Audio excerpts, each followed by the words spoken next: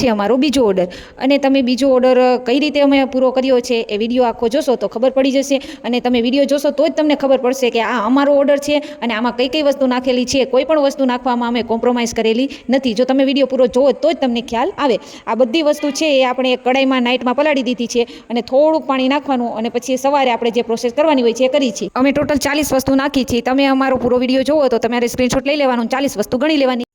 મારી પાસેથી શેમ્પૂ અને તેલ ખરીદવાનો સૌથી મોટો ફાયદો હોય તો એ તમે જોઈ શકો છો. લીમડો કે કોઈ પણ વસ્તુ જે તમને વિડીયોમાં દેખાય છે બધી વસ્તુ વ્યારામાં અવેલેબલ હોય છે. જે તાજી અને ફ્રેશ હોય છે એનો જ્યુસ કાઢી અમે નાખી છે. અન્ય લોકો છે એનો પાવડર નાખતા હોય છે. તો તમને આટલો ફાયદો થશે. જાસૂદના પાન, તુલસીના પાન અને લીંબોડીના પાનની પેસ્ટ બનાવવાની છે. વિડીયોમાં તમે જોઈ શકો છો એક આખી તપેલી કેવડી મોટી છે. એ આખી તપેલી આપણે છે ને મીઠા લીમડાના પાંદ છે. મીઠા લીમડાના ફાયદા આપણા વાળ માટે અઢળક છે. તો આખી તપેલી છે તે મીઠા લીમડાના પાંદનો આપણે જ્યુસ તૈયાર કરશું અને મસ્ત રસ આપણે આપણા તેલમાં નાખવાનો છે. હવે હું વિડીયો એટલા માટે બનાવું છું કે તમે જોઈ શકો છો આપણે ઓર્ડર વધારે છે પણ કોઈ વસ્તુમાં આપણે કોમ્પ્રોમાઇઝ નથી કરેલી. તમે આખો વિડીયો જોશો તો તમને ખબર પડશે કે ઓર્ડર વધારે છે તો સામે તેલ વધારે છે અને તેલની સામે જેટલી પણ ઔષધિઓ છે 40 એ પણ આપણે વધારે છે. આ છે આપણું કોપરેલ તેલ, એરંડિયું, આડા તલનું તેલ, લીંબોડીનું તેલ, સરસવનું તેલ, ગુલાબના ફૂલની પેસ્ટ, જાસૂદના ફૂલની પેસ્ટ, લીંબુના, તુલસીના અને જાસૂદના પાંદની પેસ્ટ, એલોવેરાની પેસ્ટ. લીલા આમળા અવેલેબલ અત્યારે નથી હોતા એટલા માટે કલોંજી, અળસી અને આમળાની પેસ્ટ એટલે એનો પાવડર, છીણેલી દૂધીની પેસ્ટ.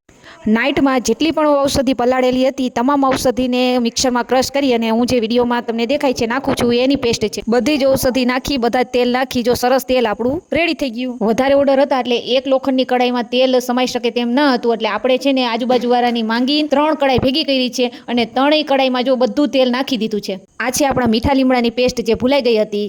ગેસની ફ્લેમ ધીમી છે અને જો એક નાની કડાઈ અને એક મોટી કડાઈ એવી રીતના બંને કડાઈમાં આપણું તેલ છે તે એકદમ ગરમ થવા માટે મૂકી દીધું છે. અને જો સામેની સાઈડ તમને બહાર એક મારો ચૂલો દેખાય છે જે મેં લીધેલો છે. આ ચૂલા પર આપણી ત્રીજી કડાઈ છે અને જેમાં આપણું તેલ ગરમ થાય છે. કાળા તલનું તેલ હોય ને એટલે આ રીતના ફીણ વળી જાય છે. આપણું તેલ સરસ મસ્ત તૈયાર થઈ ગયું છે. આપણું તેલ બનીને રેડી થઈ ગયું છે. હવે આપણે એને બોટલમાં ફિલ કરવાનું છે. આવજો, ફરી મળીશું. જય શ્રી કૃષ્ણ, રાધે રાધે, જય માતાજી.